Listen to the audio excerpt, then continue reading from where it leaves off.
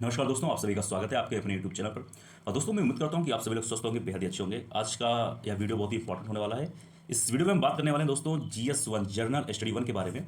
इस वीडियो में हम बात करेंगे उससे रिलेटेड सारे सिलेबस, बुक लिस्ट और स्टडी मटेरियल के बारे में कि आप कहाँ से क्या पढ़ सकते हैं। और यह वीडियो UPSC 2024 के लिए बहुत ही इंपॉर्टेंट है।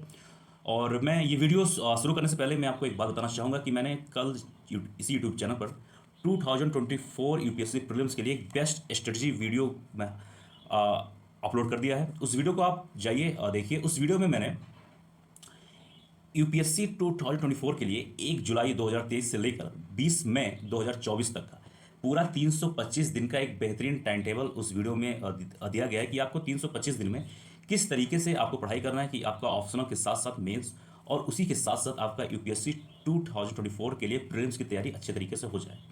और उसमें यह भी बताया गया है कि आप कैसे तैयारी करें कि आपका 2024 का प्रीलिम्स एग्जाम फर्स्ट अटैम्प्ट में क्वालिफाई किया जा सकता है। तो बहुत ही अच्छा वीडियो है, बहुत ही शानदार वीडियो है। आप जाइए और यूट्यूब पे उस वीडियो को देख सकते हैं। तो आइए शुरू करते हैं आज का वीडियो, जो कि है GS1 के बारे में। दोस्तों, वीडियो शुरू करने से पहले GS1 जो है जर्नल स्टडी 1, इसमें पहले हम बुक लिस्ट जानने से पहले पहले ये जानेंगे कि इसका सिलेबस क्या है और इस सिलेबस में इम्पॉर्टेंट टॉपिक क्या है। GS1 में इंपॉर्टेंट टॉपिक मतलब कौन से सेक्टर से क्वेश्चन पूछे जाते हैं, सबसे पहले ये जानना जरूरी है।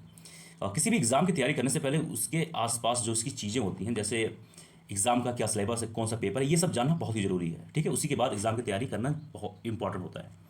और ये तो यूपीएससी एग्ज़ाम है और 2023 के बाद तो आप जानते हैं कि सारा कुछ ट्रेंड अब चेंज हो चुका है। तो हर एक पॉइंट को जानना यहाँ पर बहुत ही ज़्यादा ज़रूरी है। तो आइए इस वीडियो को शुरू करते हैं। सबसे पहले हम बात करेंगे GS1 के बारे में। तो इसमें सबसे पहला पूछा जा रहा है इंडियन हेरिटेज एंड कल्चर, मतलब सब्जेक्ट नंबर 1 हो गया। History subject number 2, geography of the world subject number 3 and society subject number 4। मतलब 4 सब्जेक्ट को मिलाकर जर्नल स्टडी 1 बनता है। अब आइए एक एक पॉइंट के बारे में बात करेंगे। सबसे पहले इसमें बात किया जा रहा है Indian culture will cover the salient aspect of art form, literature and architecture form ancient to modern times. यहाँ पर एंशिएंट टू मॉडर्न टाइम्स के बारे में पूछा गया है कि वहाँ से आप लिटरेचर आर्किटेक्चर के बारे में आपको पढ़ना है। अब ये कहाँ से पढ़ना है मैं अभी आपको आगे बताऊँगा। ठीक है, अब आ जाइए मॉडर्न हिस्ट्री के बारे में। इसमें पूछा गया है modern Indian history from about the middle of the 18th century until the present significant event, personalities and issues. इसमें बात किया जा रहा है कि middle 18th century, middle 18th century का मतलब ये हुआ कि आपको 1750 के बाद का ही इम्पॉर्टेंट है और 1950 तक या उसके बाद तक 1950 तक इसलिए इंपॉर्टेंट क्योंकि ये आ गया आपका मॉडर्न हिस्ट्री में, और 1950 के बाद इसलिए इंपॉर्टेंट है क्योंकि ये आपका आ गया पोस्ट इंडिपेंडेंस में। ठीक है, तो आपको सबसे ज़्यादा इंपॉर्टेंट 1750 या फिर आप ये कह सकते हैं कि प्लासी का युद्ध जो हुआ था, प्लासी का जो वार हुआ था, उसके बाद का हिस्ट्री बहुत ही ज़्यादा इंपॉर्टेंट है। हालांकि आपको उससे पहले का भी नॉलेज होना जरूरी है, लेकिन 1750 और 1757 के बाद का हिस्ट्री बहुत ही इंपॉर्टेंट है, इसमें ये बात कहा गया है। और यहाँ पे बात किया गया जैसे देखिए सिग्निफिकेंट इवेंट्स और पर्सनालिटीज़।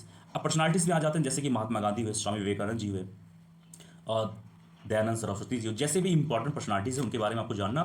और हर एक पर्सनालिटी जैसे कि नेताजी सुभाष चंद्र बोस और महात्मा गांधी के जो विचारधारा थी, मतलब आइडियोलॉजीज़ थी, इसमें काफ़ी कुछ अंतर है। अब जैसे कि एक और हो सकता है कि महात्मा गांधी और अंबेडकर जी के विचारधारा आइडियोलॉजीज़ में काफ़ी कुछ अंतर था। तो ऐसे आपको चीज़ों को आपको पढ़ना है और तैयार करना है, क्योंकि कभी भी एक पार्टिकुलर पर्सनालिटी के बारे में कभी नहीं पूछा जाता जल्दी।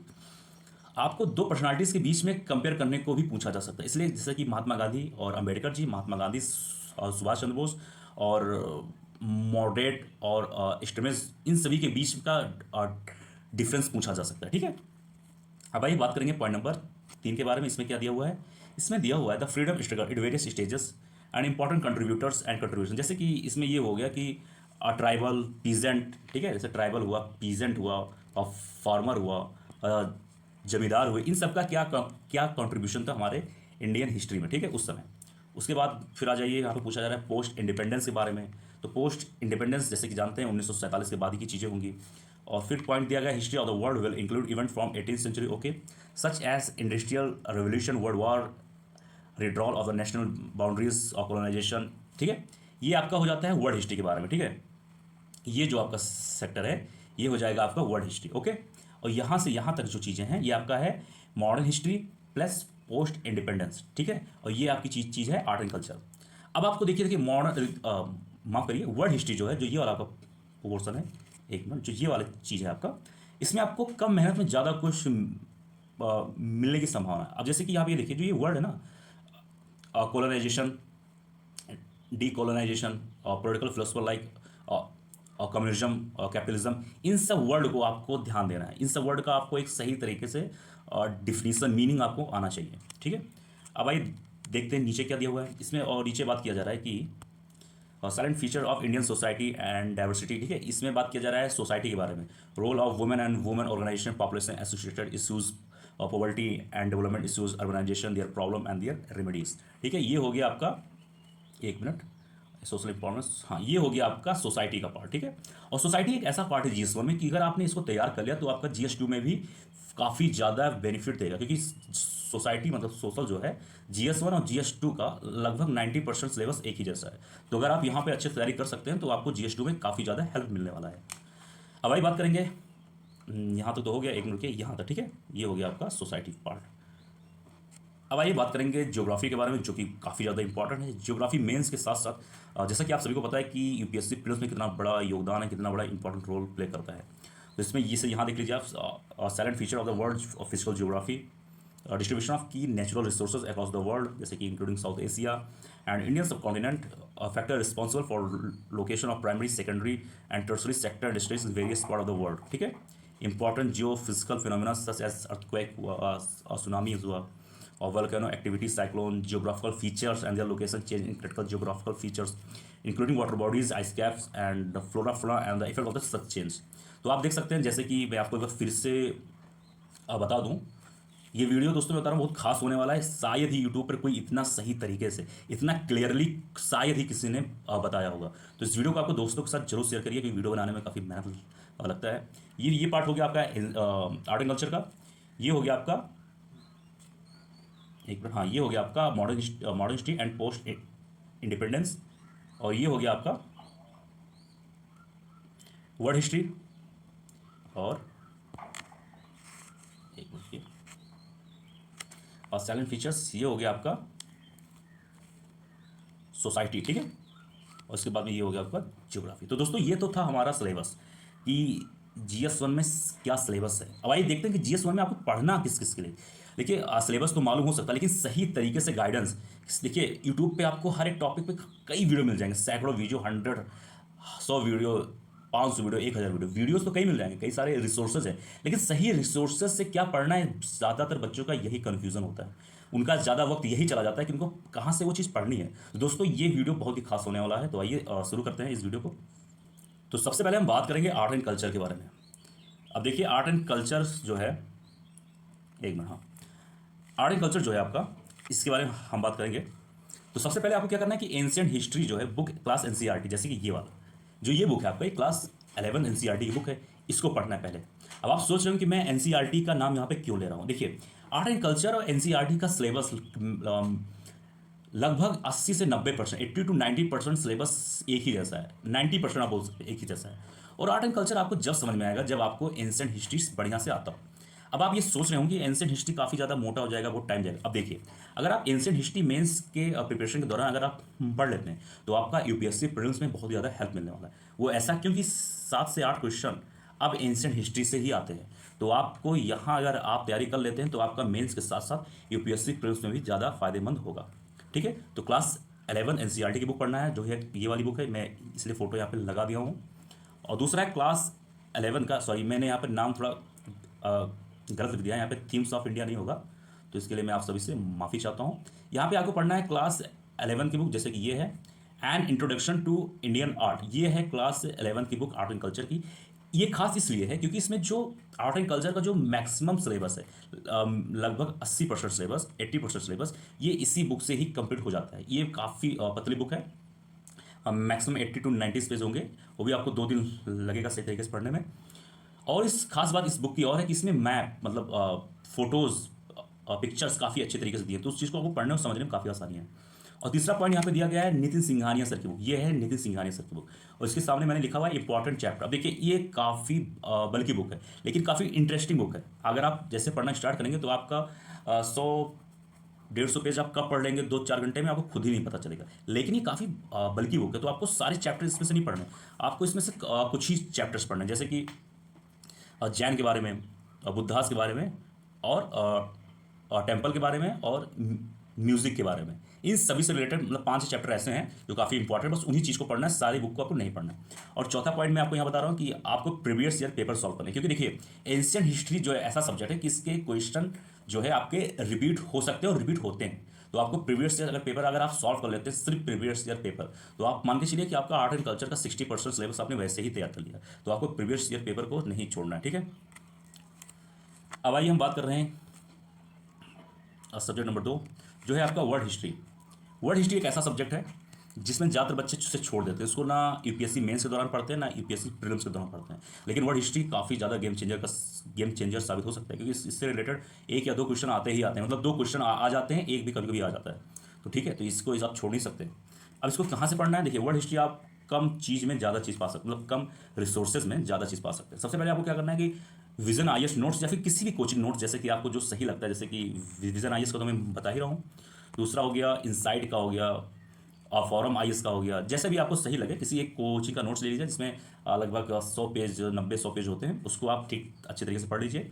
और इंपॉर्टेंट वर्ड्स के नोट्स, जैसे कि अभी इसके पीछे मैंने जब सिलेबस के बारे में जब मैं बात कर रहा था, उसमें मैंने बात किया था, जैसे कि वर्ड आया था कम्युनिज्म, कोलोनाइजेशन, डीकोलोनाइजेशन, जो ये सब वर्ड होते हैं ना, इन सभी वर्ड को आप एक डायरी में आपको लिखना है, और उन सभी से रिलेटेड सारे डिफिनेशंस लिखने, क्योंकि क्या होता है कभी कभी क्वेश्चन ऐसे पूछे जाते हैं जो आपको अगर वर्ड पता हो ना तो आप पूरा आंसर लिख सकते हैं सही तरीके से, ठीक है। अगर 15 नंबर का क्वेश्चन तो आपको मान के चलिए 6-7 नंबर मिल जाएगा। इसलिए आपको वर्ड जो मैं बता रहा हूँ ना, वो इंपॉर्टेंट वर्ड, उसका आपको नोट्स बनाना है, बहुत इंपॉर्टेंट है। और तीसरा पॉइंट है आपको क्या करना है कि प्रीवियस ईयर पेपर सॉल्व करना है। अब जैसे मैं यहाँ पे लिख दिया हूँ रिपीट, क्योंकि क्या है ना, वर्ल्ड हिस्ट्री के क्वेश्चन अक्सर रिपीट हुआ करते हैं, तो आपको प्रीवियस ईयर पेपर अगर आप सॉल्व कर लेते हैं तो आपका वर्ल्ड हिस्ट्री का 60-70% और कोर्स और सिलेबस वैसे ही कंप्लीट हो जाएगा। अब आइए बढ़ते हैं नेक्स्ट सब्जेक्ट के ऊपर, इस मॉडर्न हिस्ट्री।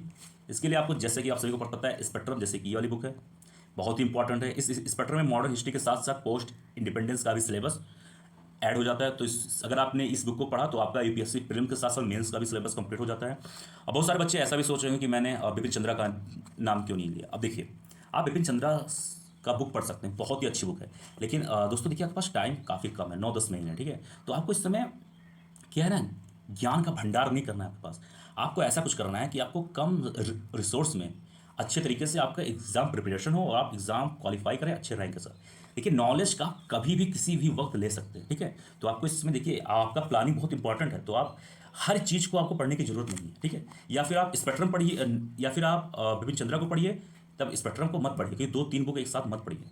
लेकिन मैं और सारे टॉपर्स जितने भी टॉपर्स, जितने भी टीचर्स, सबका एक ही सुझाव है कि स्पेक्ट्रम बुक बहुत अच्छी, क्योंकि इसमें लैंग्वेज और कंटेंट बहुत अच्छा है। दूसरा चीज पॉइंट है प्रीवियस ईयर पेपर, जैसा कि मैं बार बार कह रहा हूँ। तीसरा पॉइंट है पीजी, मतलब अगर एमए, जैसे पीजी का कोई आप आप पेपर लीजिए, जैसे हिस्ट्री का पीजी का आप पेपर लीजिए, उसको आप सॉल्व करिए। अब आप कह रहे होंगे कि मैंने पीजी का यहाँ पे नाम क्यों लिया। अब देखिए, अगर आप एमए पोस्ट ग्रेजुएशन का कोई भी पेपर अगर आप लेते हैं जो कि हिस्ट्री से रिलेटेड होता है, उसका क्वेश्चन और यूपीएससी जीएस 1 का क्वेश्चन जो पूछा जाता है मेंस में, उसका क्वेश्चन और उसका क्वेश्चन जो होता है काफ़ी हद तक एक जैसा होता है, और आपको वेराइटीज़ ऑफ क्वेश्चन देखने को मिल जाएंगे, ठीक है, जिससे आपको मेंस में आंसर राइटिंग करने में काफ़ी ज़्यादा हेल्प होगा। इसके बारे में किसी भी यूट्यूब पर किसी भी टीचर्स ने अभी तक नहीं बताया है, मैं ये आपको बता रहा हूँ, बहुत ही इंपॉर्टेंट है। और चौथा पॉइंट है आपका आईएस बाबा एंड दृष्टि आईएस। अब आप जाइए ना, गूगल पे जाइए, वहाँ पर आईएस बाबा सर्च करिए और दृष्टि आईएस। वहाँ पर क्या होता है ना कि GS 1, GS 2, GS 3, GS 4 से रिलेटेड सारे आंसर राइटिंग और क्वेश्चन आपके सामने आ जाते हैं। तो आप जिस भी टॉपिक पे चाहें वहाँ पर आंसर आप देख सकते हो, लिख सकते हैं। पॉइंट नंबर 5 यहाँ पे बात किया गया पोस्ट इंडिपेंडेंस। देखिए पोस्ट इंडिपेंडेंस के लिए आपको कुछ पढ़ने की जरूरत नहीं है। स्पेक्ट्रम का लास्ट कुछ पेज, कम से कम 100 से 150 पेज ऐसे हैं जो पोस्ट इंडिपेंडेंस के लिए बहुत ही सही है, इससे ज़्यादा आपको पढ़ने की ज़रूरत नहीं। लेकिन अगर आप चाहते हैं खुद के लिए खुद सेल्फ सेटिस्फैक्शन के लिए, तो किसी भी कोचिंग के नोट्स आप पढ़ सकते हैं। अगर नहीं पढ़ने का मन है तो स्पेक्ट्रम सबसे बेस्ट है, इससे ज़्यादा कुछ पढ़ने की जरूरत नहीं है। और अगर आपको मॉडर्न हिस्ट्री का अपना कॉन्सेप्ट क्लियर करना है, कहीं कहीं आप चीज़ को भूल जाते हैं, समझ में नहीं आता है कुछ चीज़ें, तो यूट्यूब पर जाइए, महिपाल सिंह राठौर सर का यूट्यूब चैनल है पाथ फाइंडर, वहाँ पे जाइए, आप उस चीज़ को आप देखिए और उसको अच्छे तरीके से पढ़ सकते हैं, वहाँ पे आपका हर एक कॉन्सेप्ट क्लियर हो जाएगा। ठीक है, अब आइए आगे बढ़ते हैं। इसका नाम है ज्योग्राफी। ज्योग्राफी भाई इसको आप कैसे पूछ सकते हैं, ये तो काफ़ी इंपॉर्टेंट है। तो ज्योग्राफी के लिए सबसे पहले आपको क्या करना है, एनसीईआरटी क्लास 11 और 12, जैसे कि ये सामने देख सकते हैं। ठीक है, क्लास 11 क्लास 12 की बुक पढ़ना, क्योंकि इस अगर आप क्लास 11 और 12 की बुक पढ़ रहे थे तो आपके लिए एकदम सफिशिएंट है, इससे ज़्यादा आपको कुछ पढ़ने की जरूरत नहीं, क्योंकि यही बुक सेम यूपीएससी और प्रीलिम्स में भी हेल्पफुल होता है और मेंस में भी। और उसके साथ साथ जीसी लियोंग, क्योंकि ये जीसी लियोंग क्या है ना, एकदम पतली बुक है, लगभग 150 पेज की, और बहुत इंपॉर्टेंट बुक है। इसमें हर एक लाइन, हर एक वर्ड, हर चीज़ इंपॉर्टेंट, तो इसको भी साथ में आप जरूर पढ़ें।